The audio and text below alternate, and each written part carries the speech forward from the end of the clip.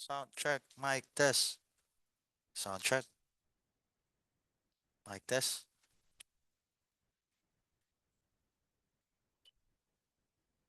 Check.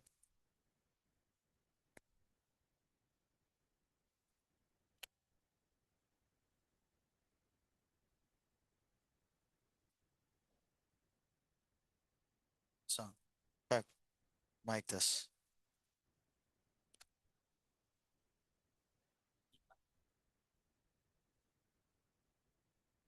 Nasa rin siya. 7 minutes. Sabi ko sa kanya, kung gusto niyo talaga pumunta.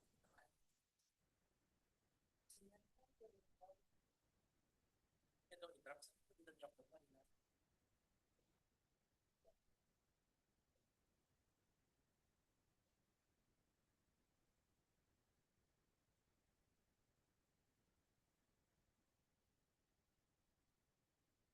Sound check, mic test.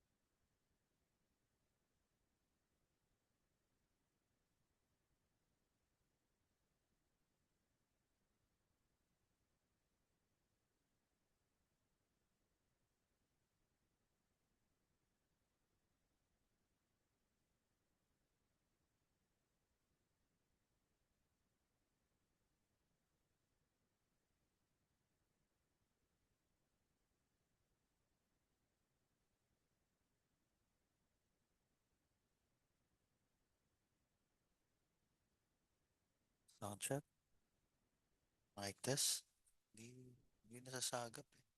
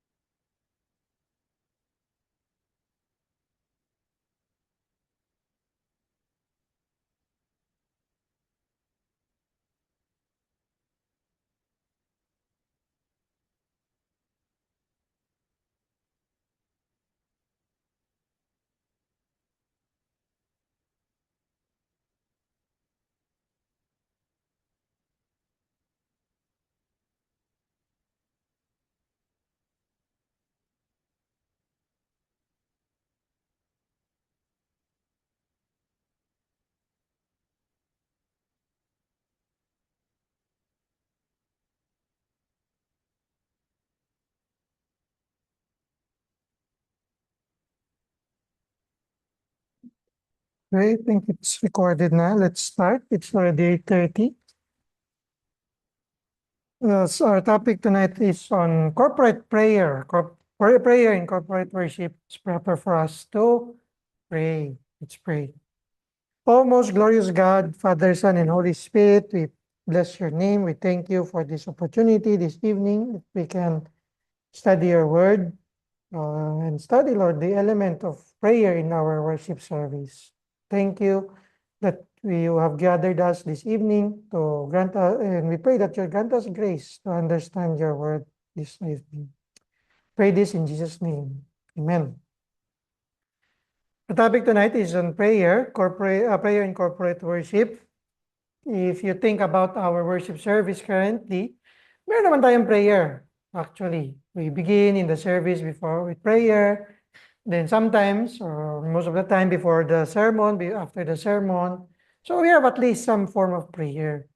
Now, our text this evening in Romans 15 we find Paul, he's writing to the church. He's asking the church to pray for him. Now, one of the questions you would ask is, ito bang verses 30 to 33, he's saying here, sabi niya, now I urge you, brothers, by our Lord Jesus Christ and by the love of the Spirit, to strive together with me in your prayers to God for me, that I may be delivered from those who are disobedient in Judea, and that my service for Jerusalem may prove acceptable to the saints, so that I may come to you in joy by the will of God and find refreshing rest in your company. Now the God of peace be with you all. Amen. I think may question dyan, no, sa inyong notebook, feedback. Is this about prayer publicly? Is he asking the church to pray for him in their private houses? Or is he asking the church to pray for him publicly, na kailangan sa worship service siya pag-pray? Well, of course, there is a strong case that may strong cases that it is private kasi people can pray for Paul for his ministry. And publicly, meron din naman case. But I think we should lean, or as this is a letter to the church, is asking them to pray for him corporately in a public setting, particularly in a worship service. He's writing to them not to act as individuals in a sense na, huwag na kayo mag-pray, huwag niyo to pag-pray sa worship service, iba yung pag-pray nyo. But it also shows us that as he wrote to the church in Rome, before he closes in chapter 16, yung mga greetings niya, that the church's prayer is very important. Na sabi nga dun sa, if you are able to listen dun sa sermon ni Peter Van Dudeward, dun sa footnote 1 na nilagay ko dyan, sa handout nyo, that there is a sure blessing when the church prays corporately to Christ. Bakit? Because ito yung desire ng church to come to Christ, to say, we are praying that we would strive together, that we will be delivered, that Paul will be delivered from those who are against doon sa ministry niya. Pwede naman mag-pray isa-isa. Pero again, as we studied yung distinction ng private and public, the public bears more weight kasi it is the desire of the church. Kagaya ng ating visitors, diba nung last Lord's Day. Dito sila nag-usap-usap, pero bigla sila lumitaw. Maganda na dumating sila in their individual ways. Pero, di ba, parang mas nakaaguat kung nasa service tayo, biglang a flock, 5 families are coming in the church. Parang, nawawala ba itong pamilyang, itong grupo na to? Pero naman pa isa-isa lang, baka nawawala itong taon to. Wala masyadong nakapansin sa kanila, or nakapansin man sila, hindi siya nakaagaw pansin in that case. So, and then another note there is that this is a sample mixture. That's why sometimes it can be confusing, but he prays for the church as well, or he actually gives the blessing to the church in verse 33, the God of peace be with them, which is a benediction done in a corporate or public worship setting. That's why there is more case that this is more, he's asking the church to pray for him in a public setting or in a corporate church or in the corporate worship. Now, moving to our lesson this evening, there are 2 types of prayer at least that you can see, or at most, that you can see that is in the church or history of the church. Tingnan niyo yung history, tingnan niyo yung Bible. There are at least 2 types of prayer. The first one, we are more familiar. Bakit po? Or bakit po ito yung familiar sa atin? Ito po itong familiar sa atin, which is what we call free prayer. Free prayer, B1, dun sa ating handout. Why is this common? It's common because this is one of the things that were recovered in the Reformation. They were saying that the Catholic Church at that time, the then Roman Catholic Church, or the Catholic Church at that time, which is now the Roman Catholic Church, is nagiging masyadong focus dun sa other type of prayer, which we will look later on, na nagiging yung sinabi ni Rayburn here, na ang worship service is nagiging monotony. Nagiging parang paulit-ulit lang, nagiging mechanical.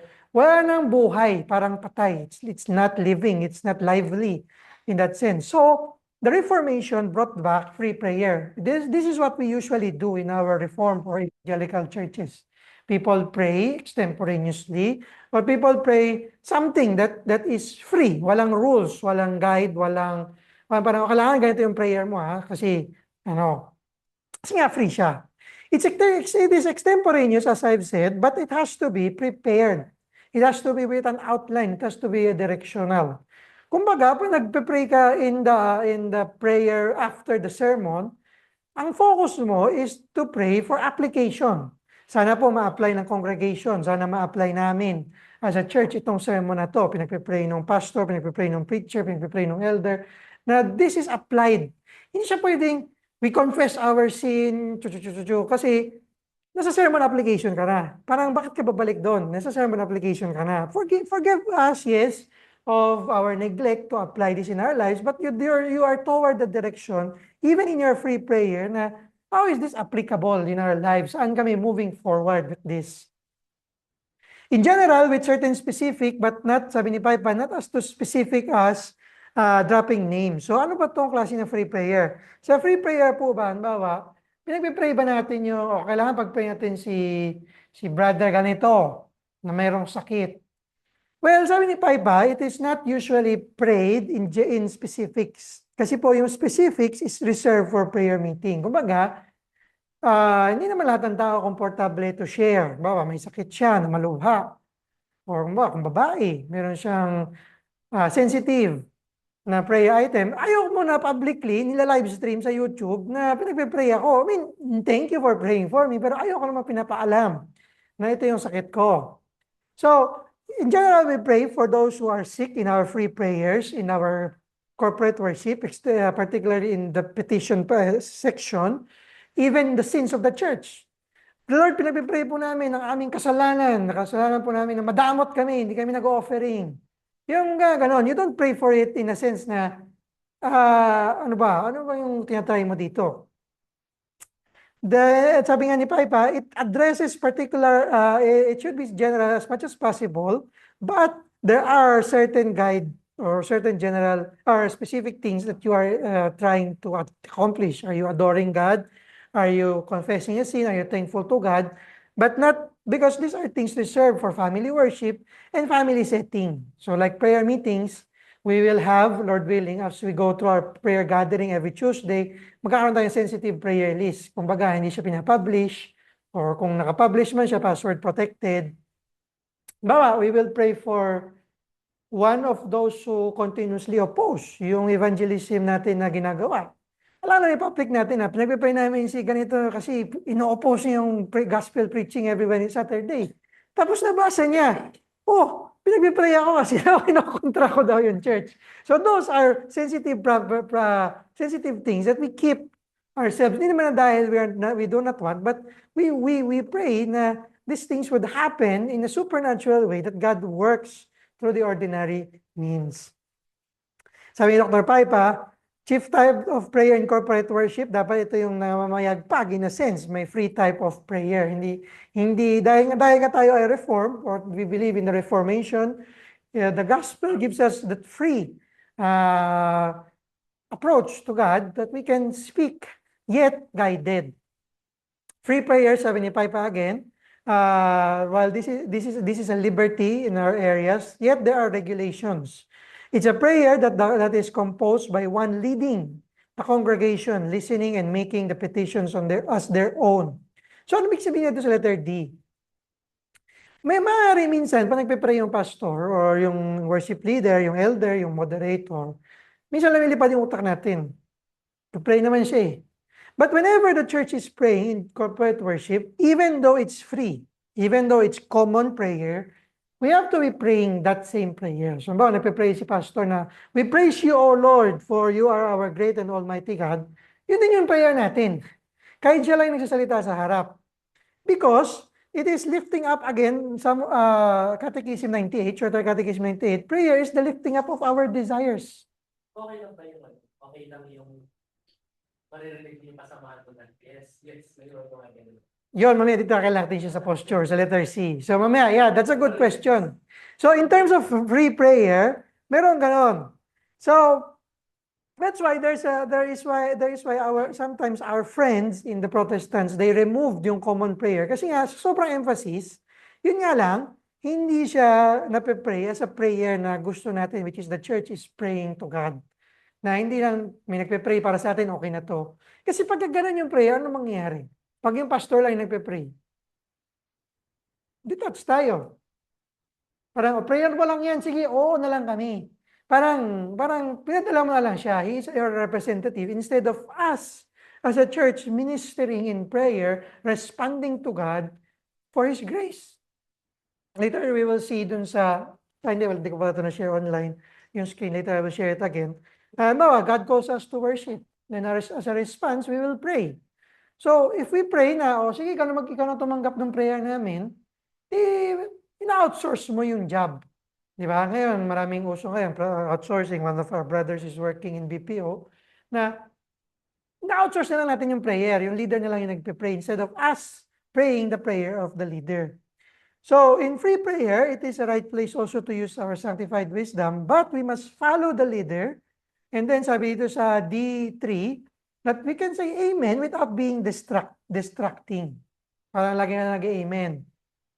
Kaya nga usually, nilalagay natin yung amen sa ending. Next week, we will look at the songs. We will look at corporate amen as well in singing. So, sabi ni Paipa, final note before he moves to common prayer. Free prayer does not mean careless prayer. It doesn't mean that you don't prepare for your prayer. Bakit po? Corporate worship, remember, is a covenant with God. When we have a covenant with Him, we promise that we will come prepared. Hindi yung, last minute na, alas 7 na, mag-alas 9 kayo nagsisimba ngayon sa RFC. Tsaka palang gagawa ng notes ko. What will I pray? But throughout the week, as the pastor is preparing the sermons, it's also good for the worship leader to be preparing yung prayer niya throughout that week. Kasi pinagpe-pray niya yung pinagpe-pray niya yung pastor, of course, yung preacher. Pinagpe-pray din niya yung church. What will the church be praying? It should be well outlined, and later we will see some suggested outline in the petition section, and it is useful to write out some parts of your prayer and incorporate scriptures in our prayer. Di ba minsan sasabihin nila, dapat ba pinagpe-pray yung scripture? Kasi salita ng Diyos yan, ibinabalik natin sa Kanya. Yes, kasi yun yung guide niya sa atin. What is best to talk to Him? Or what are the words acceptable to Him? Di ba minsan pagka may kausap tayong foreigner, sasabihin, huwag mo sasabihin yung mga ganitong salita. Kahit na dialect translation siya, sa Japanese, huwag mo sasabihin yung, ano ba yan? Sayonara, pag-aalis ka. Bakit? Sayonara means, you're going away for a long, long time. It's a goodbye, but it's a long goodbye. So hindi siya acceptable, hindi siya, baga magtataka yung Japanese na kausap mo, hindi ba tayo magkikita forever? Lalo na kung nasa office lang naman kayo, magkikita kayo the next day. So using the word of God, inscripturated prayer, is assuring ourselves na ito yung words na gusto ni God, ito yung pattern, ito yung form when we are doing dialogue with Him. And again, as our concept, it is logical to use what God has approved. Well, David in Psalms, he prays to God. So it was inscripturated because by the inspiration of the Holy Spirit, sabi niya, ito yung word na gusto marinig or dapat marinig at dapat sabihin ng tao sa Diyos. So those are the things for free prayer. It's just short because we are doing it anyway, and just a minor tweaking lang naman in our part. Now, let's move to common prayer number 2. Ano ba ibig sabihin ng common prayer? Common prayer is a prayer wherein everybody prays it, have prayed about it, or have used it. Ano ibig sabihin? Yung sa Catholic Church, sa Roman Catholic Church, you will hear misa na merong mga pare-pareho. Kumbaga, parang naka-write out yung prayer na scripted. Parang sasabihin ng iba, scripted yan, hindi free prayer yan.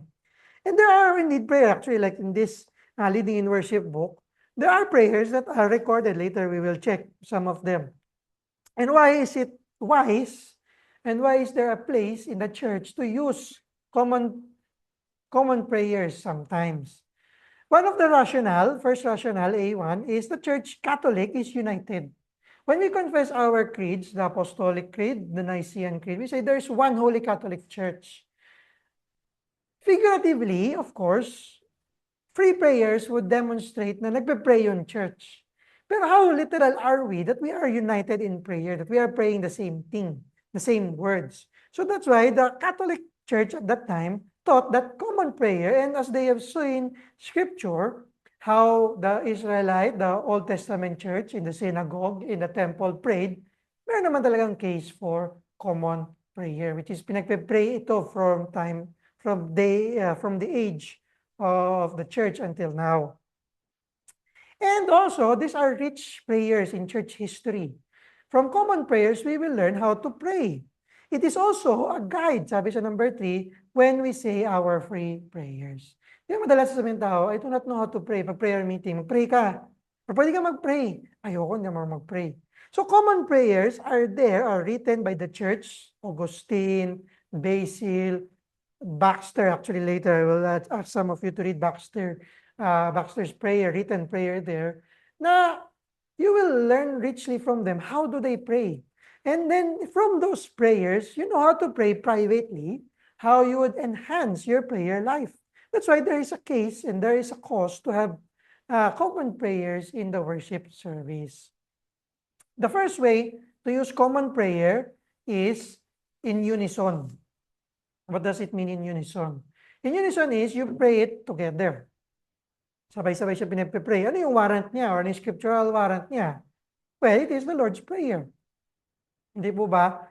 Kaya nga, yung mga Reformed Church, you will see in the bulletins, if you recall, and you can look at it right now for those in a laptop, there is a section there, the Lord's Prayer. Now, whether they put it, First Presbyterian Columbia, they put it in the adoration part, yun yung umpisa, may Lord's Prayer sila. So pagtapos nila adore si God, they close in the Lord's Prayer. And then Antioch is using the Lord's Prayer after the petition. And then if you look at Pilgrim Community Church, they use it after the sermon. So magkakaiba. But there is the unison. We pray it together in the Lord's Prayer. And then if you watch the service online or on site, you will see, what happens is dapat natural siya na unison prayer. You will hear people saying, or myself, if I'm praying the Lord's Prayer, that, nagpe-pray ako in petition. We pray all of this, just as, or with the assurance, just as the Lord, that you are hearing us, because that's just as the Lord Jesus taught us how to pray. This is how we are praying. The Lord Jesus has taught us to pray, Our Father in heaven, the Lord, hallowed be your name. So ginagamit mo yung Lord's Prayer, not as a magical incantation, but as a saying to God, God, ito yung nasa word mo. We are using your word to respond to you in saying na ito yung prayer namin, which is yung sinasabi mo. We have the assurance that you are hearing our prayer kasi pinipray namin yung sabi mo, papakinggan mo na prayer. Ito yung papakinggan mo, which is the Lord's Prayer. There's also wisdom to print out yung Lord's Prayer. Bakit? Kasi po may iba-ibang version ng Lord's Prayer. Diba yung sa last section niya, for thine is the kingdom, the power, and the glory forever and ever. Amen. If you're not using the King James or New King James, you're using ESV and ASV, wala yun. Kasi nga magkaiba yung text source. So ngayon, depende sa philosophy ng church, do you incorporate it or not? Do you put that last section? Naniniwala ka ba or hindi? Doon sa last section na yun o hindi? So it's a good circumstance na actually si Pastor James, he believes in the critical text which is yung ESV and ASV. Wala yun, dapat wala yung section na yun. Pero makikita mo sa Pilgrim, pinagpipray yung section na yun. So, may mga ganong distinction na alam ko, hindi siya naniniwala sa majority text which I use or do sa Textus Receptus na ginagamit ng King James, but he still prays. Kasi nga, yun yung passed down prayer from generations. So consider the logic. The congregation has the responsibility to make the words of the one leading prayer their own. What hinders us from praying together out loud is walang common prayer. Di ba? Malay ko paano sasabihin ng preacher next. But when it is the Lord's Prayer, mapapapray ka. Children's Sunday School, one of the things that we need to teach them or to ask them to memorize is the Lord's Prayer. Ten Commandments, Lord's Prayer. Kahit wag mo na i-memorize yung catechism, basta itong dalawa, tsaka Psalm 23. Pasado ka na sa Sunday School. But yeah, because it is something common. The pastor, sabi ni Paipa, may compose something in liberty, but historically there are things that are available in prayer. So for example, yung nandyan sa book na yan, sa kay Old, yung may CD, there are good uses there na modern common prayer, nabawa yung isang pastor nung Reformation or nung ano, wrote it out, then they use it. Sabi ni Paipa, one of the most used or common use is of course when you have the Lord's Prayer in unison. Another section is what we call, share ko muna yung screen. Sige, mas gagamitin na natin siya.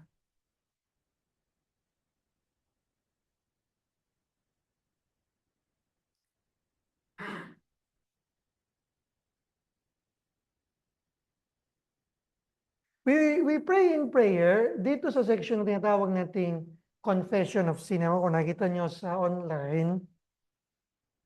Sige, highlight ko na lang. Yeah, it's shared screen. Hindi ko alam kung nakikita nyo dito on site. There is a warrant to pray confession of sin together. Bakit? Bakit kaya? Sa ngayon kasi ginagawa din sa RFC dahil hindi siya printed, hindi siya unison. So may nagpe-pray lang, tapos nakikinig tayo. So parang ano lang siya, free prayer or yung ano siya, common prayer na pinapakinggan lang natin. But why is it a good use to use corporate confession together?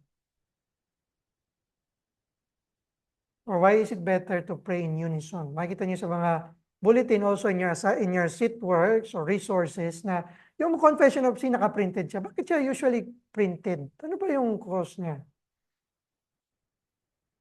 Well, number one, kung nagko-confess ka ng sin mo privately, ano yung difference mo sa private prayer? Ano yung difference mo sa corporate prayer? Right. Ano yung difference mo sa prayer meeting?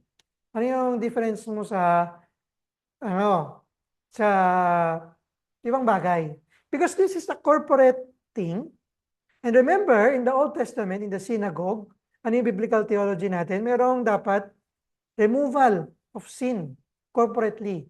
Yung sacrifice na nilalagay ng priest is for everybody who confess their sin. So in application, in the New Testament, kahit wala tayong sacrifices, meron pa rin tayong corporate confession of sin.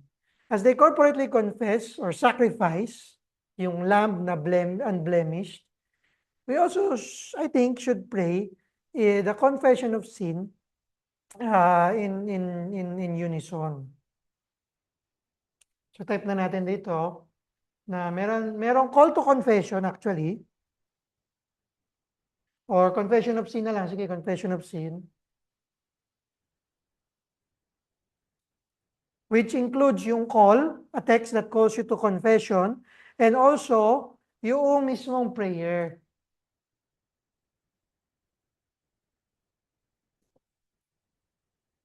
Yung prayer as a response doon sa revelation of God's will, which is His law. Di ba? Logical naman siya, kasunod niya. Bakit? Sinabi ng Diyos, halika dito, let's pray. Or come to worship. Then you respond, our help is in the name of the Lord, who made the heavens and the earth. Sabi niya, okay, welcome, grace and peace to you. Then He speaks. Skip mo natin yung ibang section. Then He speaks. Sabi niya, ito ako. I'm a holy God. You shall have no other gods. You shall not make for yourselves any idols. Do not use my name in vain. Remember the Sabbath until covetousness. Maalala mo, tika lang, may kasalanan pala kami. So, proper siya, nakasunod siya ng confession of sin. And then we put or replace the assurance of pardon. Bakit? Nag-confess ka ng sin. Wala na assurance ng pardon. Napatawad ba ako ng Diyos? Di ba? Those are the questions you probably would have asked yourself. So let's put this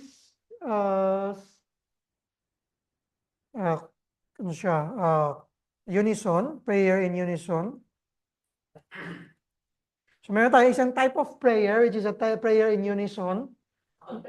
Confession. Sa confession section. So sabi ni Paipa, and you can disagree, one of the good use of unison is in the confession of sin.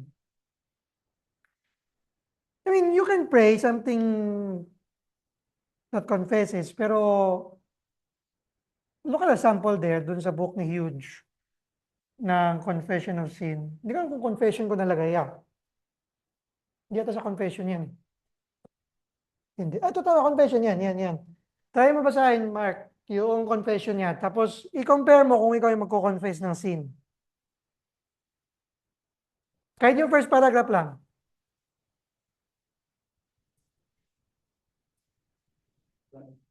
Thou art of purer eyes than to behold iniquity, but thou hast promised mercy through Jesus Christ to all that repent and believe in him. We confess that we have all sinned and come short of the glory of God. We have neglected and abused thy holy worship. We have dealt unjustly and uncharitably with our neighbors. We have not sought first thy kingdom. Thou hast revealed thy wonderful love to us in Christ and offered us pardon and salvation in him. But we have turned away. We have run into temptation and the sin that we should have hated. We have committed. Have mercy on us, most merciful Father. In thy Son is our salvation, to thy promises our hope. Take us for thy children and give us the spirit of thy Son.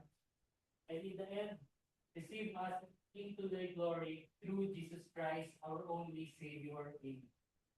So, sino nagsulat noon? Ako ba? Nakalagay dyan, sino nagsulat niyan? Si Richard Baxter, yung nagsulat ng book na Reformed Pastor. So, he prayed that prayer. So, I think Jerby can write a nice prayer like that. Pero historically, these were used by the church. The Reformed Church, and Baxter also benefited from the church fathers. Kaya ganyan ka-rich yung prayer niya. I think we can reach that point. Pero, di ba parang ang ganda pakinggan na nag-church is praying. Yung intention ng prayer, ng pagkakasulat niya, ng common prayer na yan, was for the church to pray in unison, in one mind, in one heart, in one voice, na we are confessing our sins kasi we sinned against the holy God, and there is that merciful God that grants salvation. And then, may guide na rin dyan for us to be given yung assurance of pardon. What text na naman? That's the first common prayer that we will see. Second is yung tinatawag nating collect. Collect. Collect, sabi ni Paipa, is a brief, direct, concise form of prayer governed by strict laws of composition. Merong poetic element. So yan, medyo may pagka-poetic naman siya.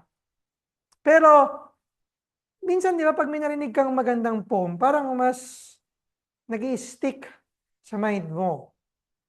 Not only that, but yung richness ng common prayer in using a collect helps you to prepare. Actually, there are some post-collect. Merong mga gumagawa dyan online. You can find. Let me try to share yung... Saan yung collect ko? Ito.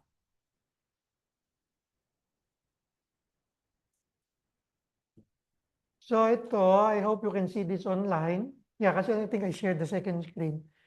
So yung sample collect, meron siyang parang poetic element dyan. Sabi niya, Almighty God, give us grace that we may cast away the works of darkness and put upon us the armor of God now in the time of this mortal life, in which thy Son, Jesus Christ, came to visit us in great humility, that in that day, when he shall come again in glorious majesty, to judge both the quick and the dead. Diba? Parang these words, the quick and the dead, this is from the Creed. So merong poetic element, merong element that would call your attention to remember, retention, na we are praying this kind of prayer. We may rise to the immortal, to the life immortal, through whom who lives and reigns with you in the Holy Spirit, now and forever. So now and forever, di ba? Hindi mo naman pagpipray yan. Or kung magpipray ka man yan, hindi mo siya makakonstruct in a common prayer na panglahatan. Sometimes you would just pray something that is personal to you, or you could pray for something that is for everybody, which is for common prayer. But these things that were written for us is something good to use. Sabi niya, 5 elements of the collect is, yung 5 elements na, number 1, the Lord is addressed by some name or title. So Jehovah or Triune God dito, Almighty. It is followed by a relative clause that expands on God's work. Yung kanya Almighty God, He gives grace. So meron siyang structure na makikita mo. Next is the petition. Ano yung petition niya? put upon us the armor of light. Now, in this time, in the mortal life in which thy Son, Jesus Christ, came to visit us in great humility. Then ano yung purpose ng prayer na to? Sa dulo ng kalagayan, ano yung purpose ng pinag-pray niya dito? In the last day, when He shall come again in glorious majesty, we may rise to this life immortal. So may structure.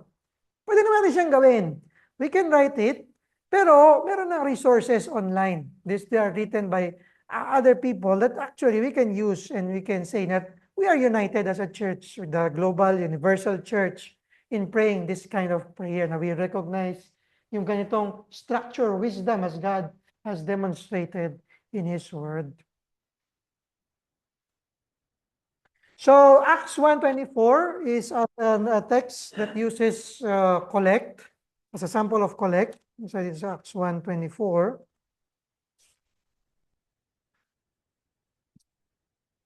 Acts 1:24, and they prayed together in unison as a collect. You, O Lord, who knows the hearts of men, show which one of these two have you chosen. This is when they are choosing the 12th disciple or the 12th apostle. So they were praying collectively as a church. Merong addressing kay God, merong purpose, merong ginagawa ng Diyos, meron yung petition nila, at saka yung purpose nun. So where do we use the prayer or this kind of prayer? Yung tinatawag nating collect. Sabi ni Paipa, we can use this in the invocation, illumination, and application. Now, I have a question. Mamaya tatanungin, hindi ko na siya tatanungin pala. Ano yung invocation? Prayer of invocation. In your bulletins, doon sa mga sample, meron makikita kayo dyan. Prayer of invocation. Some of them, not all of them. Saan nakalagay yung invocation?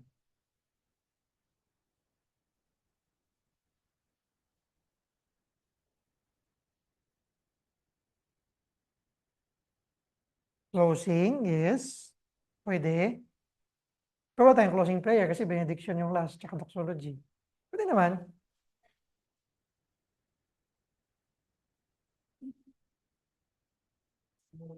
Anyone online? Where do you find prayer of invocation doon sa mga bulletins?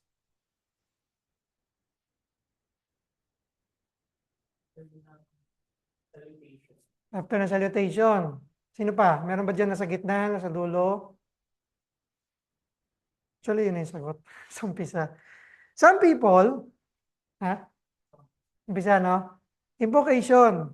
Some people use the term opening prayer. Actually, sa home church ko, sa Chinese translation ng invocation, nakalagay sa English, invocation. Tapos sa Chinese, nakalagay opening prayer.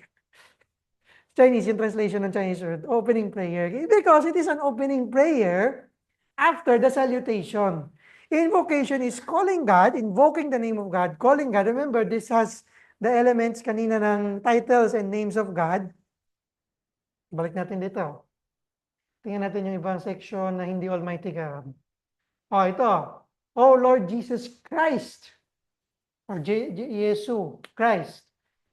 You are invoking, calling the name of God, saying, now as we meet with you, ito yung response namin. We are responding to you that in your first coming, you send your messengers, sabi niya, so prepare your way before you, grant that ministers and stewards of your mercy may likewise prepare and make your way, or make ready your way. So that's why the invocation is in the beginning. It is an opening, and it's in a form of opening prayer, but it's more than an opening prayer. It's a prayer calling God, God, now you meet with us. Sige po, mimit na namin kayo, basta pangalan mo. This is the name of Christ. That's why it's called invocation. And I think it is good cause, so there's a good reason to say it is invocation instead of just saying opening prayer siya. Then illumination before the word of God. But yeah, I don't use it actually. So lalagay natin siya dito. Mamaya natin lagay natin dito invocation. Mamaya natin i-edit. Collect. As a response to God who calls us, there's a proper collect that the church has been using throughout the ages. And then perhaps before scripture reading, dito yung illumination. Di ba? Para hindi masira yung flow. Kasi pwede naman, yung iba naman, nag scripture reading, tapos magpe-prayer of illumination, si Cain Tayata or something. If you check. So, ilagay pa rin natin doon sa illumination kasi magkadikit yung reading ng Word of God tsaka yung mismong preaching. And you want to be illumined both in the reading and in the preaching. So, ito, pwede natin gawing collect tsaka free. Tingin nyo.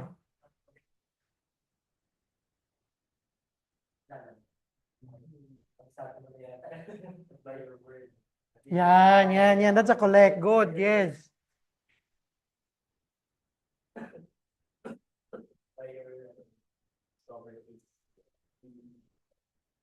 And then after the sermon, that's the application, we pray to God. Meron din kayong collect na wala? Wala. So, free prayer na natin siya. Pwede rin naman, depende sa tao, depende sa preacher, depende sa exhorter, if he wants to use a collect. So, meron tayong dalawang forms of prayer na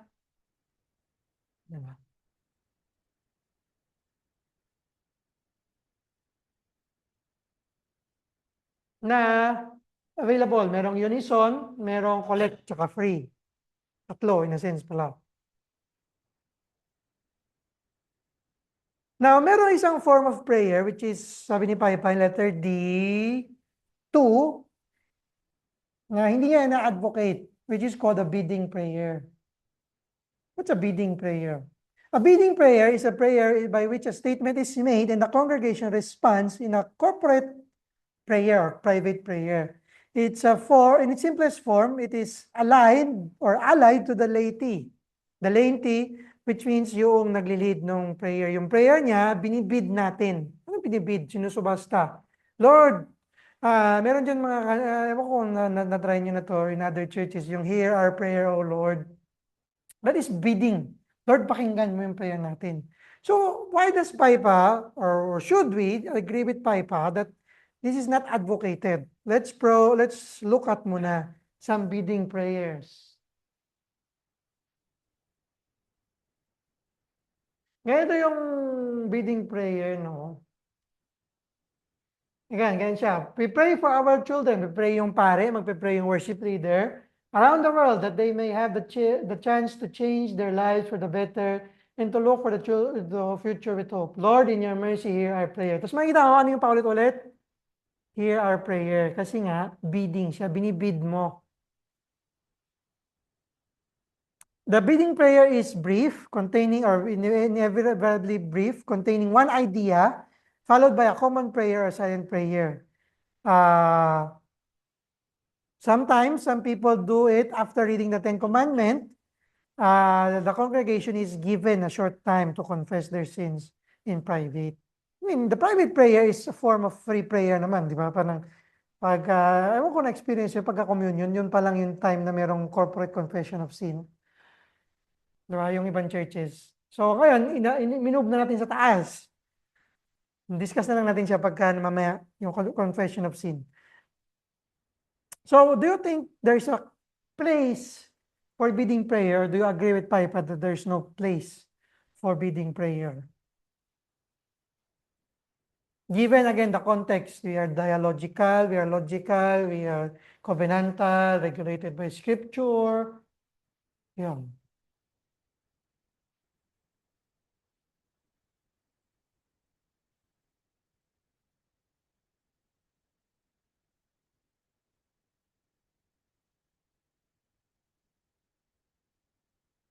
People online.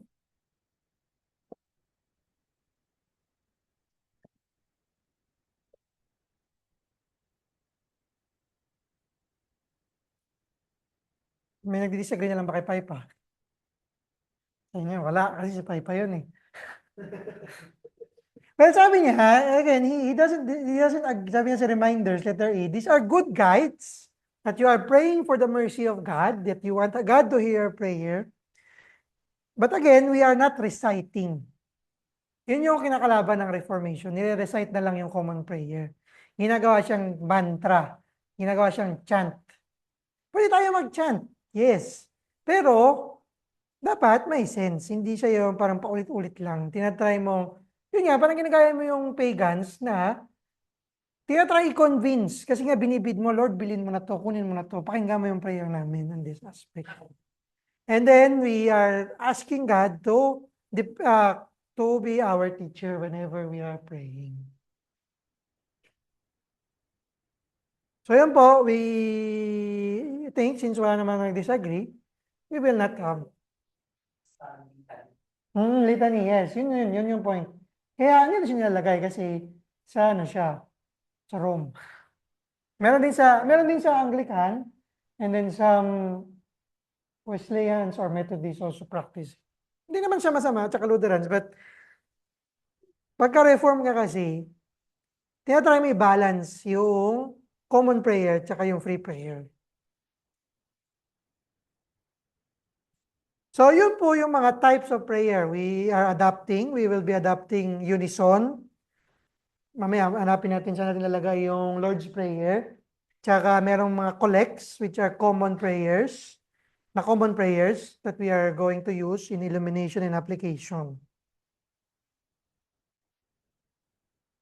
Now, we move to the form and posture of prayer. First, we deal with the form. Sa form, ano po ba yung klase ng ating prayer dapat? Well, number one, at alam natin po, ginagawa natin to, we are doing it in our prayer meeting, is the praise and adoration of God. Now you'll see some churches in your bulletins, in the bulletins that I've sent you, in your resources, some people would include prayer of praise and adoration alongside where? O wala silang ganun. Nandun na siya sa may anong section? Sa adoration, sa umpisa. Kasi, yung invocation, tinatawag mo yung Diyos, paano siya pupunta sa'yo? Ba, may tinatawag kang tao, oy, pogi. Di ba? Kasi, you are trying to, not attract, but get the attention. So, in calling the name of God, you praise and adore Him because we are ascribing the glory of God to His name and we express our love and adorations. Sabi ni Paipa in number 2, let Psalms be your mentor to praise and adore God. So if you will see and notice for those who are here during prayer meetings, I would be using Psalms when I'm praying. Kasi yun yung way to teach us how to adore and praise God. So in our appropriate order, saan siya maganda ilagay? Siyempre sa umpisa. So that's why some people put it as prayer of praise, adoration,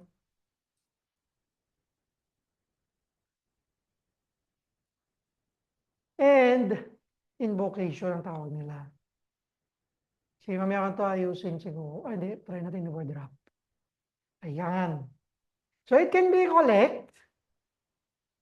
Tsaka lagyan natin siguro na free. Kumbaga, we don't make a rule na kailangan collect lang or kailangan free lang yung prayer mo. Siguro we try in our wisdom, we try to mix and match and see how to formulate our liturgy. So yun yung liberty nung liturgy. Hindi na, sabi kasi ni Brother Johan, kailangan collect lang yan. Collect lang yan pa habang buhay, hindi naman. So in our prayers, we try to put or we formulate in our worship service flexibility and as much as possible use different forms and types, which is free and collect. So invocation, again, is actually a prayer in which the power and the presence of God is called forth. Tinatawag mo yung Diyos, so para siya pupunta rito, i-praise mo siya, pupurihin mo siya, i-adore mo siya. As sabi ni Rayburn in his book, a sense of awe and reverence should permeate in this prayer. Kaya po gumagamit yung iba ng invocation na tulad nito, sabi niya dito, O Lord our God, the God of Abraham, Isaac, and Jacob, the God of our Father, the Lord Jesus Christ, of our Lord Jesus Christ, you alone are worthy of our worship, for you are the one true and living God. There's no one beside you. So ina-adore mo siya, pinipraise mo siya. Pero at the same time, you're using a common prayer, a collect, to say, this is our prayer to God. Of course, you can also compose something like this. Pero kung kinopya mo lang siya, i-plagiarize mo siya. Gamitin mo na lang siya. Di ba? Mag-collect ka na lang. Collects are available online. You can use them. You don't have to cite them kasi obvious naman na kinokopya mo lang siya. Meron ka naman pinagkagayahan. So now, moving to the next form. So we have studied the first form, which is praise and adoration. We have 15 minutes left. The next type is confession and forgiveness of sin. Now, some of the bulletin you will find, sinasama dyan yung pastoral prayer. Do you think it should be together? Dapat ba ang confession of sin is a form of pastoral prayer o dapat hiwalay siya? Dito tayo sa confession of sin. Kulayan natin habang nag-iisip kayo. Para alam natin ano yung nagkakagawa natin.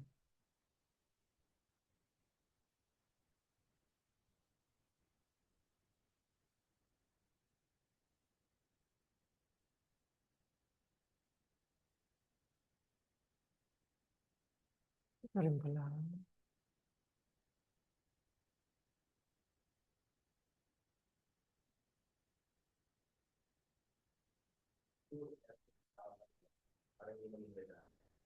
No? Ganun siguro yung purpose nila. Pero I think it should be hiwalay. Kasi the pastoral prayer has a different purpose, which we'll see later on in the next section, another form. And also, if you think about it, the confession of sin is we're asking God to confess the sins. You're pastorally asking God to forgive the sins, pero hindi pa siya yung pastoral prayer na lifting up ng other concerns, which is just the concern for sin. And then it is also closely tied with what we call the assurance of pardon. Ano yung tawag dito ng Rome? Sino nakakalam? Pagtapos, yes, absolution. Now, we don't use absolution for what reason? Ba't di tayo nag-absolution? Dapat ba nag-absolution tayo? Mali ba yung mga bulletin na yan? 12 bulletins na mali silang lahat. So, in-explain siya ni Paulo, sometimes when Elder Paulo is the one leading worship, he would say, we don't use absolution because only God can absolve sins. We are only assured by the word of God that our sins are forgiven. Meron tayong assurance, meron tayong kasiguraduhan, pero hindi yung prayer na yon, hindi yung declaration ng priest yung nagtatanggal ng kasalanan. But it is God who promises us forgiveness of sin. Sabi ni Rayburn, how do we provide a rubric for forgiveness of sin? Or ano yung rubric if you study carefully yung mga confession of sin? Well, the rubric is the law of God. Lord, we have violated your sin. Let's try to see. Kanina, yung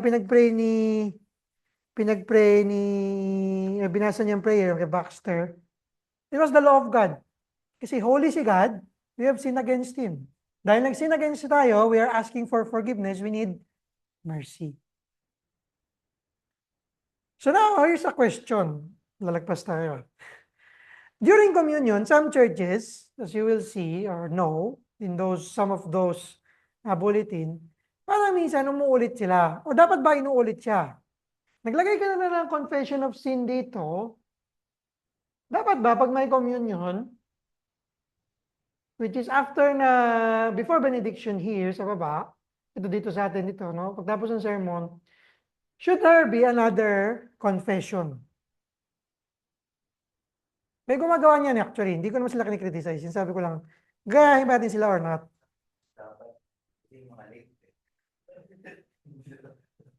Siya nakapag-confess ng sin.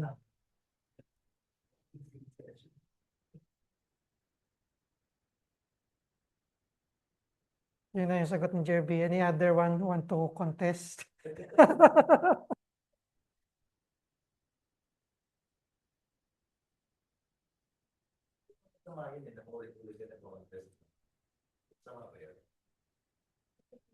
Remember the guidelines.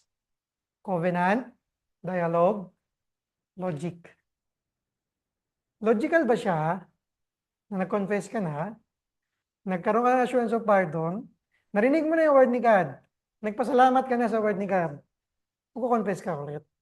Di ba? Parang, wala ka sa order, nawawala sa order, hindi siya smooth yung flow. Kumbaga, dire-diretso na yung daan, ay, teka lang, may nakalimutan ako. Di ba? So dahil inaayos natin, we are formulating the order. I think tama yung ginagawa natin na wala siya.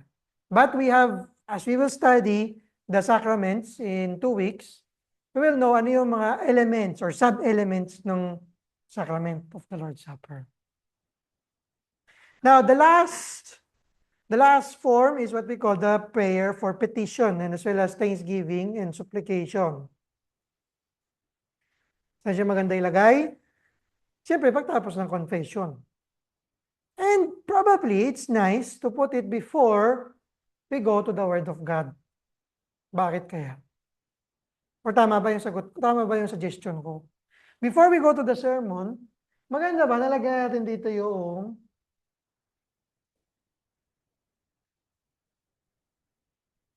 maganda ba na maglagay pa tayo dito ng isa pang prayer? Mamaya, may masisingitan pa naman yan, huwag ka mag-alala. Kasi wala pa tayong offering dito, tsaka iba pang elements.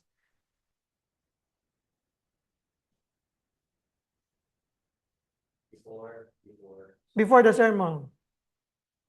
Or should we pray the pastoral prayer, which is thanksgiving and supplication, after the sermon?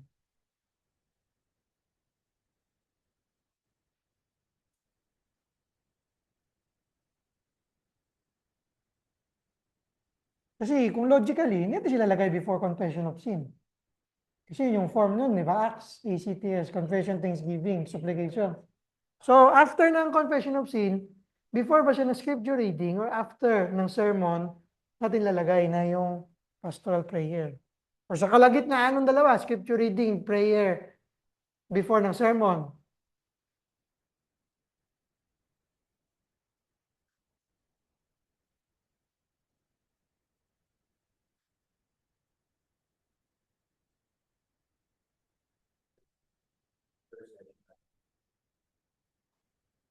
Yung sa mga bulletin? O iba pa? Wala, no? Dito na sa mga bulletin na binigay ko sa inyo.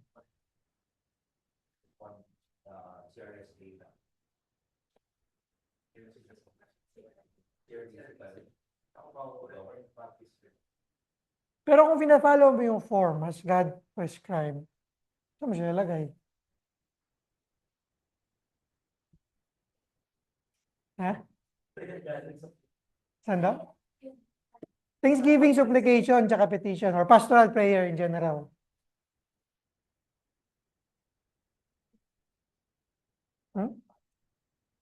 After na?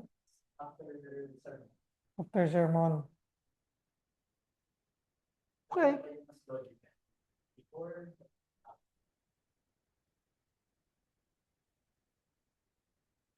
Pero sa sermon, hindi ba binibigay na ng Diyos, in a sense, yung pinapasalamat mo, tsaka yung kailangan mo?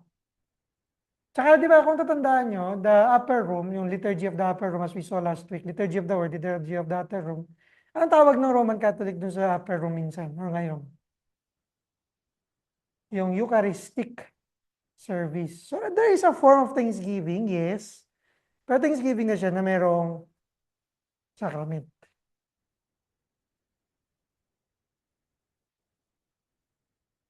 So I think, sige, pwede ba natin discuss, but for this section, we put it before the sermon, before the scripture reading, before God supplies. Kasi whenever God speaks, yun na yung pinasasalamatan mo. Tinawag niya tayo, pinapunta tayo sa presence niya, at isusupply niya yung need natin. Paano pag nilagay natin siya sa sermon, hindi naman nagda-doubt, but naantay. Kaya nga merong iba yung discussion, parang yung offering ba dapat before ng sermon or after ng sermon? Napakinggan mo na ba magaling yung preaching or hindi, tsaka magbibigay. Pero eventually, most people move it up after the pandemic, which I think is providence by God. We will see why in the offering section. So I think we finish the forms of prayer before the sermon, kasi na-reach na natin yung pinnacle nung Psalm 24, which is we are in the mountain of God. Na we are thankful and God is going to supply our needs. Kaya makikinig tayo sa salita na niya. So let's put it here temporarily. Tsaka kanya lang challenge.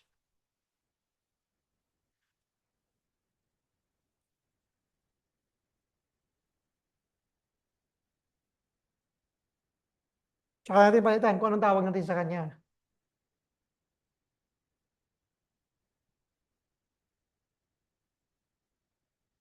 Then of course, you can, or most of the time, you will use free prayer.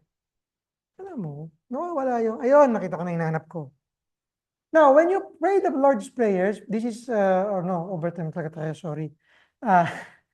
When you pray the supplication, sinabi natin kanina that free prayers has to be structured and outlined. So even when you're doing the pastoral prayer, when you are thanking God, and you are asking His supply, it would be best to put it together and to transition it together. Wag tayo magpabalik-balik, parang Thanksgiving, tapos isasama pa sisingit yung supplication.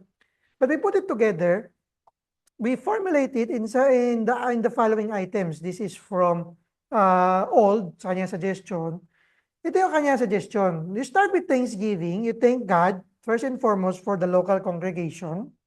You thank God for the physical and spiritual needs that were addressed or provided by God. And you pray for the local church. The local church in general, the other local churches. So RFC, yun yung una, RFC needs physically, spiritually by each members. And for other churches in Metro Manila, or at least in near us, or us in general, then you move to the presbytery or the denomination. Bakit ganun yung ang ginagawa niyang format? You're moving from Thanksgiving from small things to big things. Yun yung logic niya. Yun yung kanyang order. Kaya, by the time you end the pastoral prayer, tapos ka na mag-pray in such a way, nung form, at ready ka na makinig ng word ni God, ready ka na makatanggap noong sacraments, which is His blessings for the church.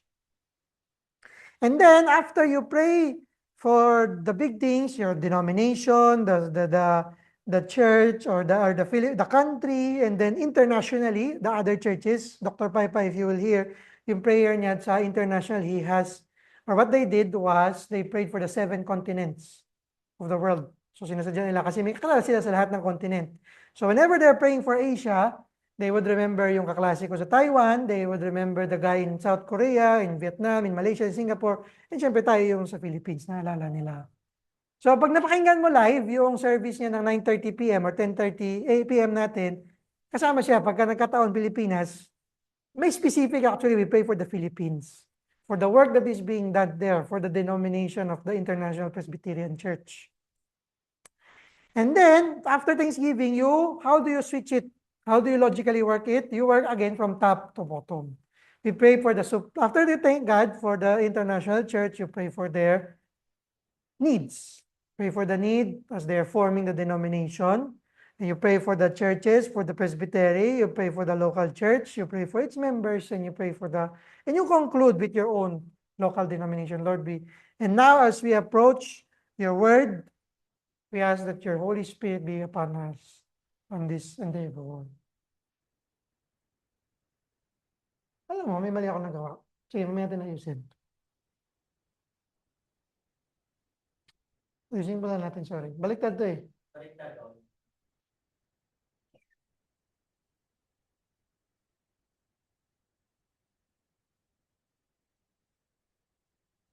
Ayan. May natin tayo format. And then, it usually is better, I think, to conclude the Lord's Prayer. Kasi, natapos mo na. Natapos mo na yung format ng prayer. Kung may checklist, kung tatawagin mo siyang checklist, na-complete mo na yung prayer. And then you are praying all of this from adoration, from confession, and thanksgiving, that you have the assurance that God hears your prayer, our prayer as a church. So the pattern of prayer is provided for us again there. And then it's an appropriate conclusion that we have indeed reached that. Now, doxology, give me 15 more minutes. Doxologies, letter E, either can be a song or can be a prayer. So, doxology means literally a glory, or yung sa Latin, we call it gloria, an ascription of praise to the triune God. So, apart from the traditionally sung doxology, it is not greatly used, sadly, in our praying. Neglect of doxology is actually daw sabi niya violation of the third commandment, which is yun yung invocation. Ginagamit natin yung pagtawag sa pangalan ng Diyos. We are meeting in the name of God. And this is a glorious name and time. That's why we include a doxology. And then meron dyan examples of doxology I've included. Sabi ni Paipa, the chief function of doxology is conclusion to songs, conclusion to the psalms, and conclusion to prayers. This is a brief formula of praising God or giving God glory, closing the worship service by praising Him and addressing Him in the third person, either one or more members of the Godhead, and ascribes His attributes to Him. It often concludes with the expression of His eternity and the Amen. And ano yung basis? Yung thy kingdom come, thy will be done on earth as it is in heaven. That's why kung nag-pray ka ng Lord's Prayer, in a sense, meron ka ng doxology, na doxological prayer na na-pray. And then some of the examples of prayer or songs ng doxology is the Gloria Patri, which is kinakanta nung mga in their bulletin, some of them after the sermons in the evening service, some of them after the service, because these are doxology that is ascribing or giving God the praise that He needs. Now last, posture of prayer. 5 minutes lang pala eh, hindi ko pa kaya 15. What are some postures of prayer? Consider the circumstances, the congregation, the space, the time that you have, and the arrangement, the service of order. We need to consider yung simplicity and worship. That is why some of the questions that you will have is, do we kneel during our worship service? Roman Catholic. And then there are some actually sabi nila, hindi ako magsisimba na eh kasi hindi ako makaluhod. For them, they give importance na to the kneeling na ayaw nila mag-church daw. Hindi ako nabasa ito sa kayang tumayo, pero iba. Yes. So that's a good circumstance. That's a wisdom on our postures to put to place. Kaya when we discuss in lesson 10 yung postures, I don't think lahat yan lalagyan natin na standing. Kasi, siyempre, nakakabago din naman. Maganda kumakanta, maganda nagpe-pray na nakatayo, and the posture of prayer is usually standing, and then standing is the most common, and then yung kneeling. And we don't do kneeling, or we rarely do kneeling kasi nga, nire-rent natin yung place. Oo, talagang ano ka eh. So sabi ni Paipa at ni Wilborn, doon sa libro nila, sitting and prostrate is not the proper way. Though, pag nag-play tayo in unison, siguro in the circumstances, sunod-sunod na nakatayo, baka nakatayo ka, siyempre nakatayo ka talaga sa call to worship, dito, siguro may kanta pa rito, nakatayo ka rin dito, hanggang sa nagsalita pa rin yung Diyos, siguro dito, pwedeng nakaupo saglit.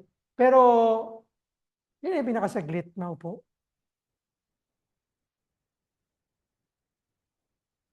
So sabi nila, the whole body, the whole person must show respect, reverence, and humility whenever there is worship. Now, kanina may question on, dito pa ito sa letter B, sa corporate amen, which is later. Before that, meron ding question here, or natakel briefly si Ryan Speck on lifting of hands. And I think this is important for worship leaders, yung posture in prayer whenever we are praying. Ano ibig sabihin? When we are praying as worship leaders, and for those who are listening, dapat appropriate yung posture mo in each prayer. So, halimbawa, confession of sin. Tama ba ng posture dyan is nakangiti? O dapat solemn? Solemn, di ba? So, nakabow. Kasi confession yan, nagkakasala tayo sa Diyos. We cannot face God. Remember the parable or the story Jesus said about the Pharisee and the tax collector.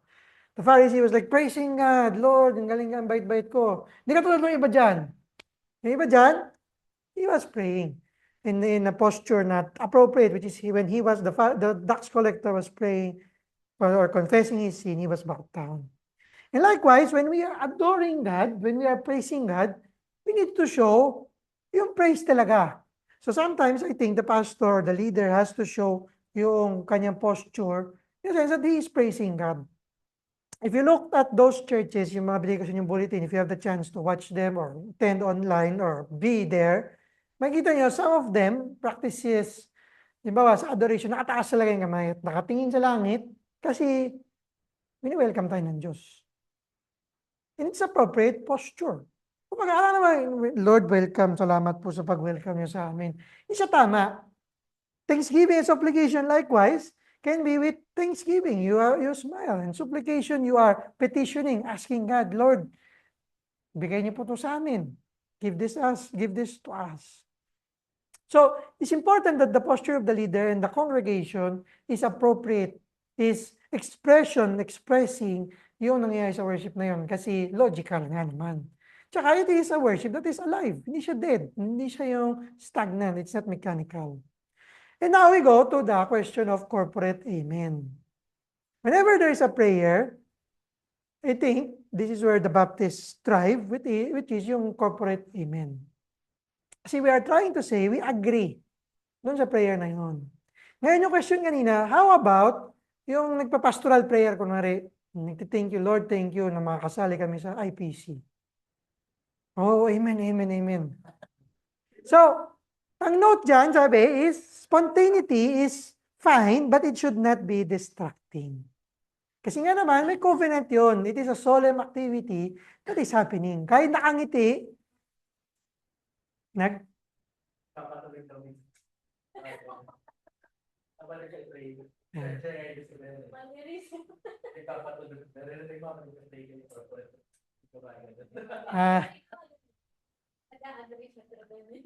Pero kung nagiging distracting siya, hindi siya tama. Kasi nga, pinapalo natin yung covenant, which is God is the one who calls us.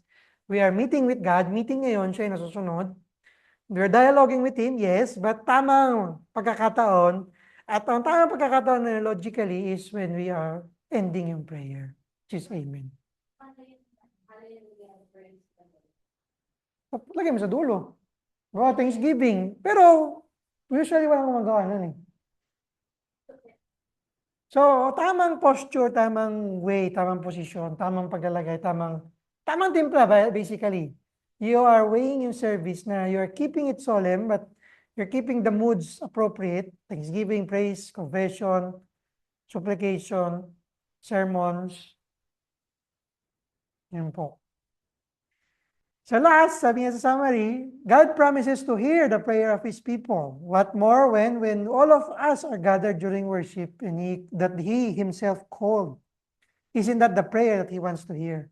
Corporate prayer is the avenue wherein the church can corporately call God their Lord. Now in church, in unison can say, we are praying and we are praising God. We are confessing our sins. We're thanking Him. And we pray all of this because Jesus taught us how to pray. Ito po yung prayer na binigay niya sa amin. Any questions?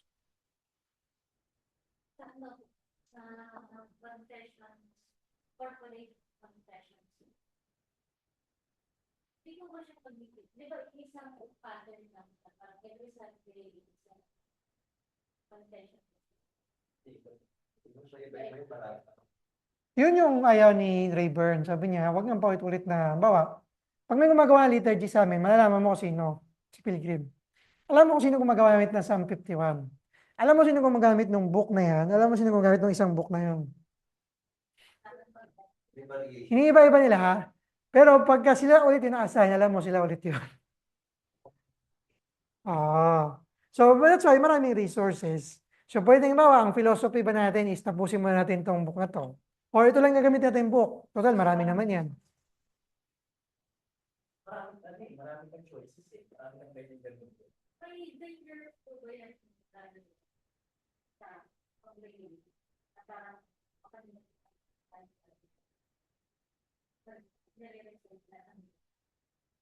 Yun yung danger nga noon. Pagka, nire-recite mo lang siya. Yun ang problema kapag Nasa ano na yun, kumbaga parang personal lang na yun, personal issue na yun. Kasi dapat ang worship leader, sasabihin niya, as God has called us to confess our sin through this verse. So, di ba, may tawagin ka mo ng verse. Usually, if you confess our sins, He's faithful. Hindi. Isaiah, 1 John 1:9. Hindi, assurance yun eh. Ano ba yung meron dyan? Let me, teka lang, hindi ko kasi memorize. Tagal na akong hindi gumagawa ng worship service kasi, sorry na. Sorry yung paggawa ng mga tao eh. Joke lang. Sabi niya, confession of sin. Ito. Sabi niya, bawa dito. Galatians 3:10, for as many as are of the works of law are under a curse, for it is written, cursed is everyone who does not abide by all of these things.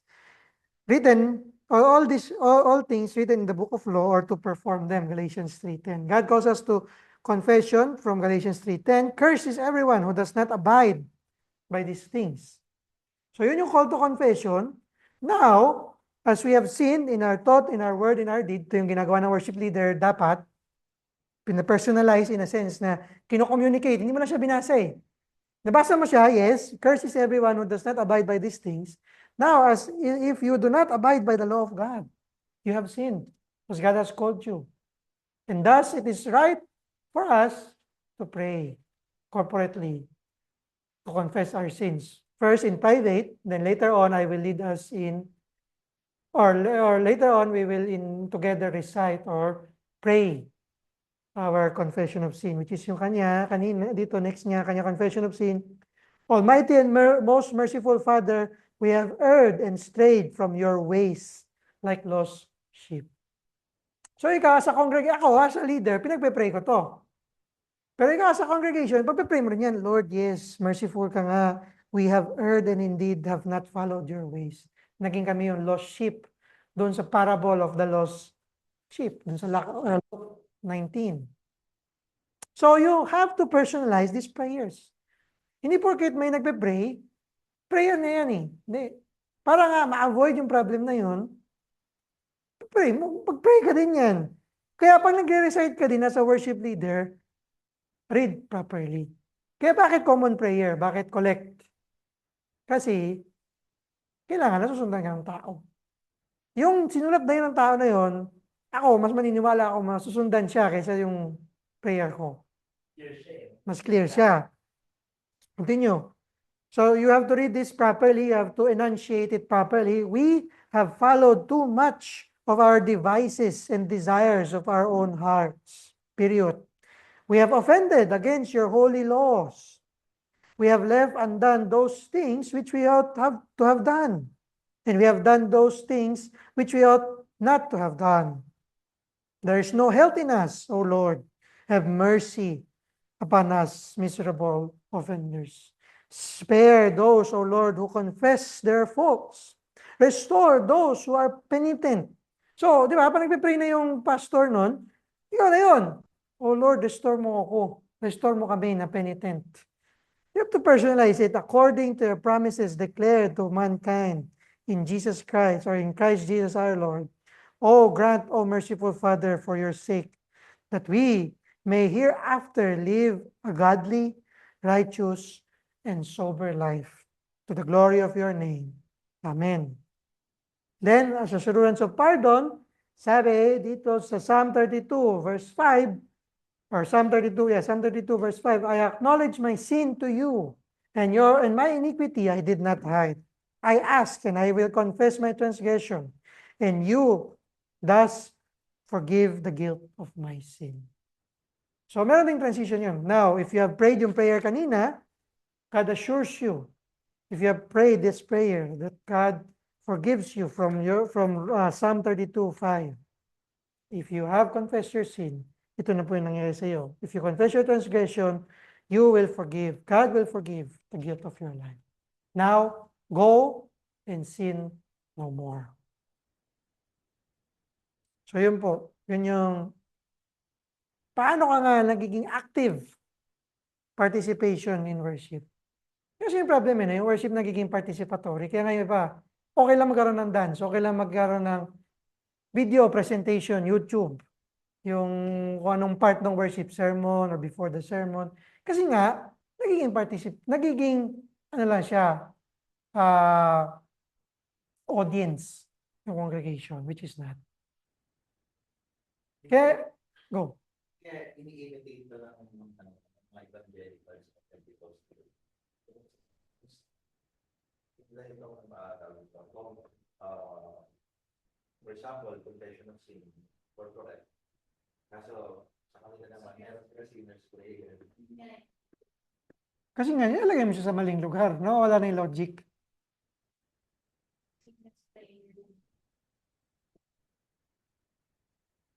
Pero sinner's prayer din nga naman yung confession of sin.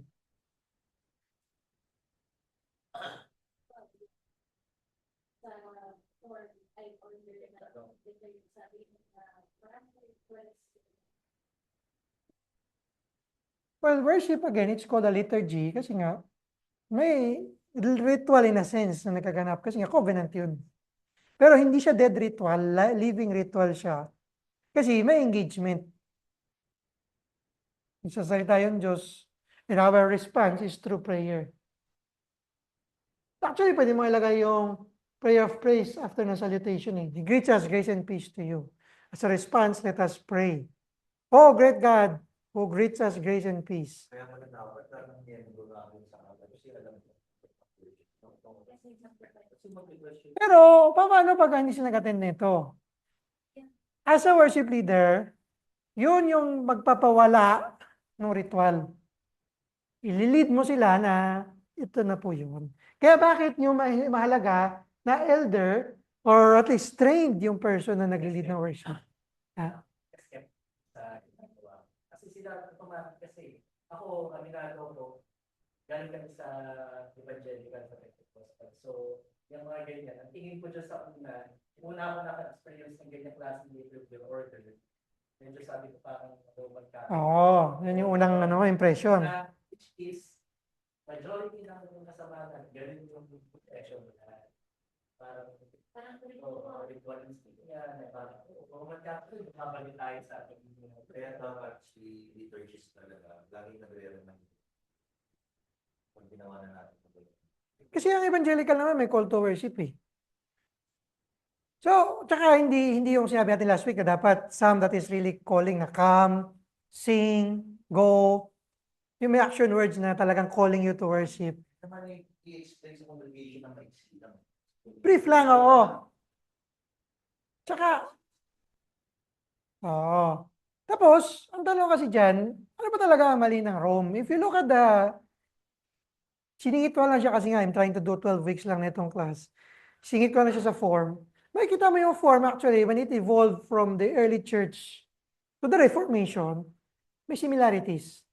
Yung book ni Brian Chappell I brought last week, Christ-Centered Worship, makikita mo na, actually, yung worship nung Roman, Catholic, ni Luther, ni Calvin, ng Westminster, halos parehong-pareho. Doon sa chart number 1.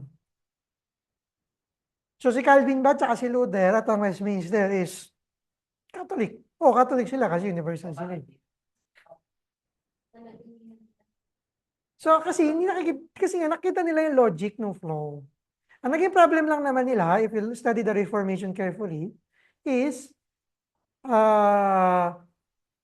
nagiging dead worship na siya, nagiging ritualistic na dead rituals.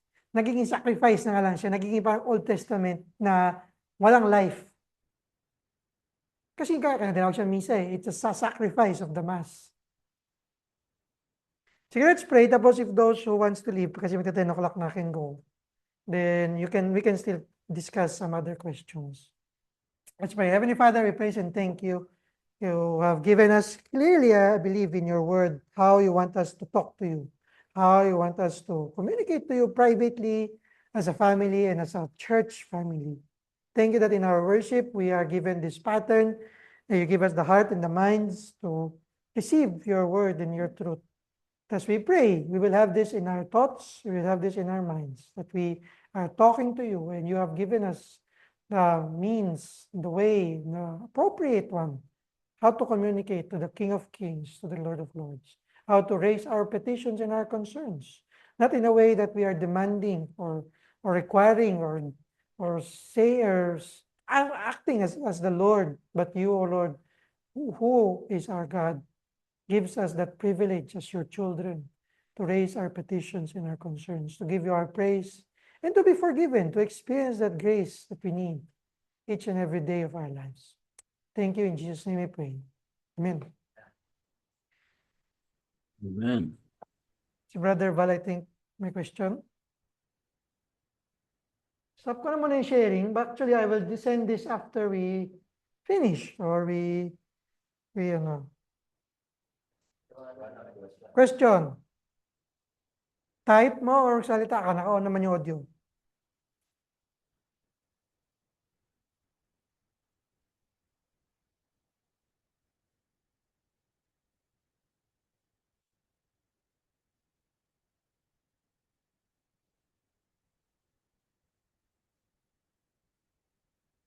Baka nagano sila. Baka babayan. Babayan.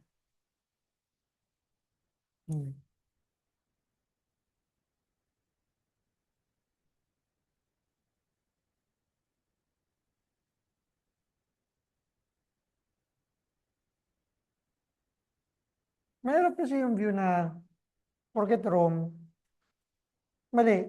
So kung mali yung Rome, ba't tayo nakikigamit ng pwesto rito? Sa kanila to eh. Dapat lumipat tayong lugar.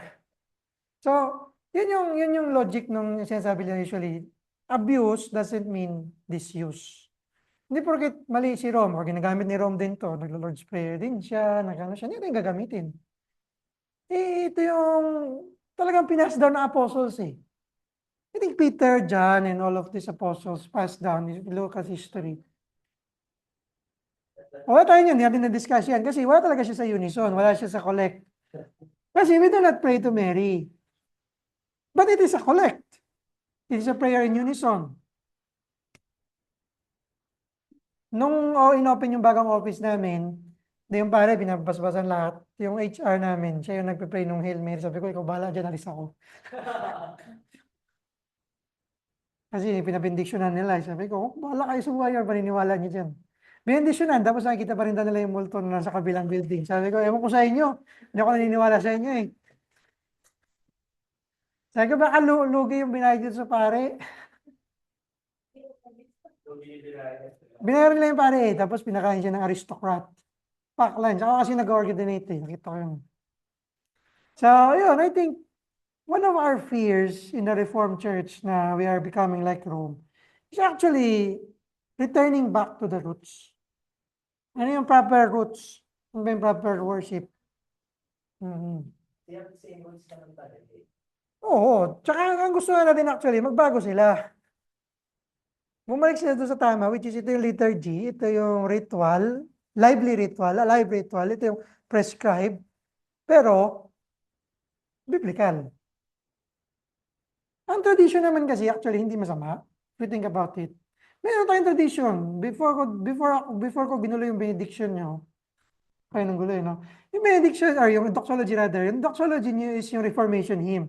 That's your tradition. So pag tinanggal mo yun, ginawa mo namang iba, yung tradition nyo naman, iba-iba yung doxology. So it's still a tradition. A tradition will always be there. Tradition yun na weekly yung communion or yung weekly family meal. Sa ibang church, per Sunday lang yun. So makikita niyo sa bulletin, again, kaya ako binigay yung bulletin, for you to look, di ba meron sila nakalagay doon, first Sunday is our potluck or lunch fellowship. So first Sunday lang sila. Or merong may birthday. Oo. So, tradition din yun. So, hindi mo pa sabihin bawal ang tradition. Sa kanila kasi, umuwi na sila, ang ginagawa ko, so wala tayo sa topic ha, ibang topic ito. Ginagawa ng iba, it's an opportunity for hospitality. So, bawa, weekly, Monday to Saturday, hindi mo makapag-prepare. Sunday, magpe-prepare ako para may bisita sa bahay. So, ganun yung ginagawa ng iba actually. So, after church, dahil walang fellowship meal ng second Sunday or third Sunday, invite kami sa bahay nila. Tapos yung iba, since nung pinanganak si Robbie, sabi nila, oh, may kwarto kami dito, meron kaming crib para matulog siya. Habang nagla-lunch fellowship tayo. So, ano sa bahay? Sa bahay. Tapos, babalik ka ng before 5 o'clock or before 6 o'clock, anong man time yung evening service. Kasi nga, Monday to Saturday, busy ka.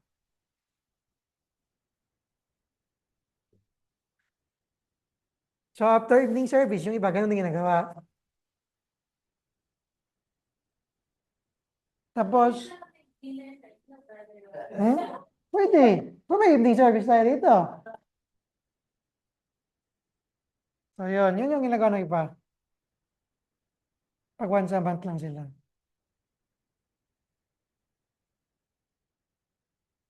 Any other questions online?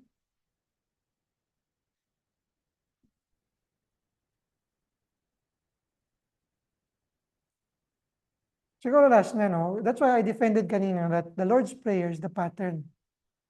Kasi nga, yun yung basis na meron talagang ritual. Yun yung tamang pattern na prescribe, yes. Pwede mo balik ta rin. Pero di ba, parang weird. Humihingi ka bago ka magpe-praise. Di parang pinupuri mo lang siya kasi kailangan mo makuha yung gusto mo. Di, ikaw yung ritualistic. Pero sa magiging bulletin ni RS, yung mga creeds, yan, after number of 10. Sa special element siya. So, 3 more weeks. Nalagay siya sa third kasi I think special element talaga siya. Just to respect the congregational. Actually, pa-discuss mo na siya by sacraments next week. Some special element, hindi naman necessary. Tsaka nilagay ko na doon sa mga bulletin yun, doon na yung sagot actually, saan yung creeds. Kaya ako binigay dyan yung bulletin para makita nyo na doon na yung ibang sagot doon. Bakit ganito? Pwede mo na tanongin. Ako personally parang okay sa akin. Okay. Yung. Mag-decide ng thing. Pero kasi nga, pag nagkaroon ka nga dumating, yun, babalik ko yung tanong na sinabi nyo kanina, di sabihin, parang Roman Catholic naman to. So ginagawa ng iba, kagaya ng pilgrims, sasabihin nila, if you have any questions, why we recite this or why we do this, so lalagay mo yun sa service din. You can talk to us. We are happy to explain it to you.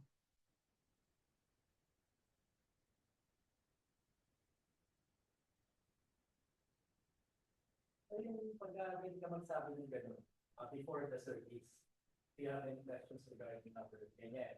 Yes. Yeah, example, diba sa atin, meron tayong in-service na announcement. So pwede na, bago tayo start, pwede na sabihin, do you have any questions regarding our order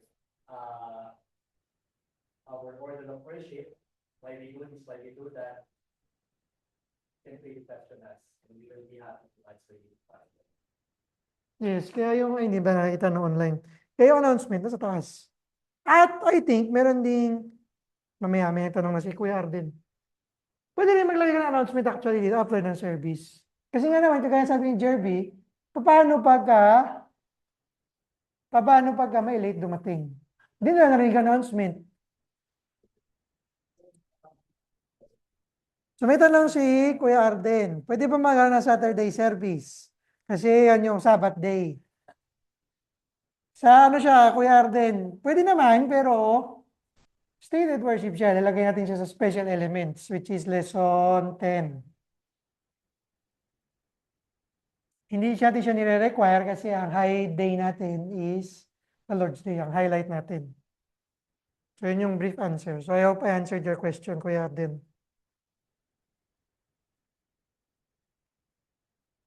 Yung iba ginagawa, just to add, just tanong ni Brother Arden, meron nga Saturday sa catechism class for the kids. Para yung catechism mo, nasa Saturday or nasa midweek, Sunday, Bible ka lang talaga. Kasi nga naman sasabihin mo Sunday school, actually yan yung isa sa criticism ng iba nung nalaman nila sa Reformed Church kami. Eh bakit Sunday school nyo creeds and confession or catechism? Di ba dapat Bible? Kaya ako actually, I'm advocating that if you want to teach creeds and confession, outside ng Sunday school, you focus on the Word of God. Okay lang yun. Pero I mean, that's why we are here. We are learning together. Kaya yung iba, kagaya ni Luther, they have a Saturday school, which is, yun yung catechism class nila. Tapos after the end of the year, sa Christmas, kagaya ng ginawa natin itong nakaraan, yung lessons and carols, may presentation ng mga bata. After the service or after what? Sa OPC meron nun. Tapos ng taon, may memorizing nung next batch. Catechism, kung ano yung inaral nila for that year. Alright, it's 10 o'clock. If you have any questions, just send it onwards. We will log out na. Thank you.